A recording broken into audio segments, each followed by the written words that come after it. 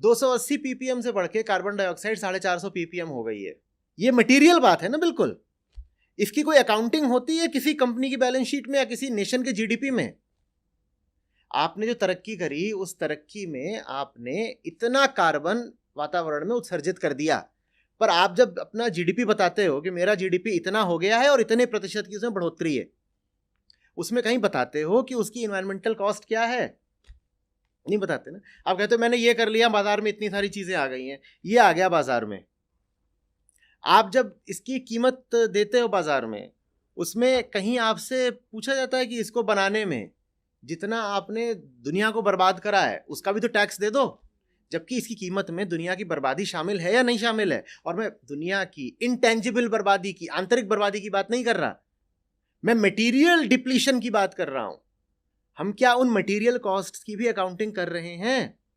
तो एक तो ये बात हुई कि आप जो ये पूरी व्यवस्था चला रहे हो वो नीचे से क्या लेती है? Raw material. रॉ मटेरियल की आपको अकाउंटिंग कर ही नहीं रहे।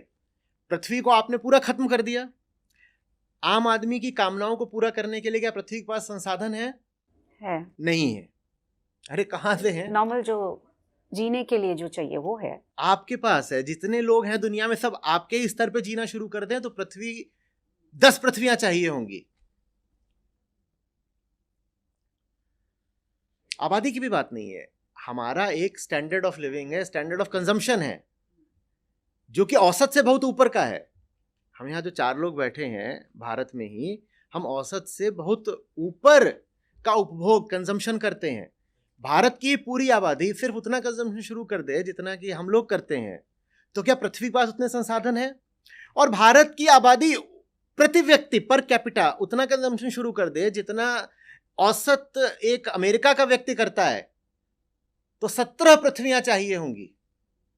तो आप जो अपनी कंपनी चला रहे हो, द ह्यूमन कंपनी, उसको तो रॉ मटेरियल की सप्लाई ही नहीं हो सकती, क्योंकि एक के बाद दूसरी पृथ्वी तो है नहीं कोई आपके पास। आप रॉ मटेरियल कहां से लाओगे अपनी कंपनी चलाने के लिए? तो पहली बात तो रॉ मटेरियल नहीं है। दूसरी बात, जो आउटपुट निकल रहा है उसमें आपका जो डिजायर्ड गोल था वो था बेचैनी से मुक्ति, वो तो मिली नहीं।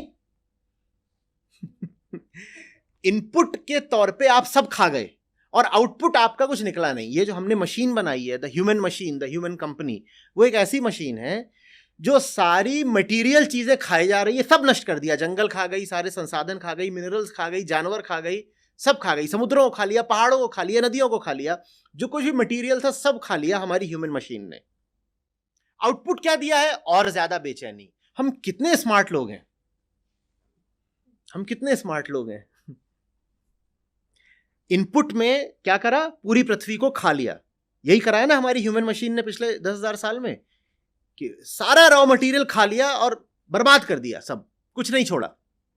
रेत तक खा गई, नदी किनारे की रेत तक हमने खा ली, ठीक, कुछ नहीं छोड़ा।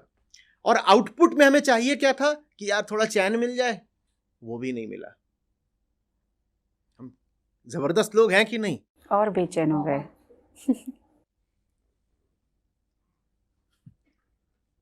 और हम ज्यादा एम्बिशियस ही होते जा रहे हैं। और हमारी एम्बिशन को पूरा करने के लिए पृथ्वी के पास संसाधन ही नहीं है। एम्बिशन होगी कहां से पूरी? और वो सारे संसाधन आप खा भी ले, मान लीजिए कर लीजिए इस्तेमाल सारे संसाधनों का, तो भी क्या वो एम्बिशन पूरी हो पाती है? जिन्होंने सारे संसाधनों का कर डाला उपभोग, उनको कितना चैन मिल गया है? और ऐसा नहीं है कि वो चैन मिल नहीं सकता है, कि रिटोरिकल बात नहीं है कि चैन तो साहब ऐसी चीज है किसी को मयस्सर नहीं होता। हम शायरी नहीं कर रहे हैं। चैन मिल सकता है, बस वैसे नहीं मिल सकता जैसे हमने सोचा है कि मिलेगा, या जैसे अब तक करते आ रहे या हैं, जैसे अब तक करते आए हैं। बिल्कुल, ये तो चुनाव की बात है कि सचमुच चाहिए कि नहीं।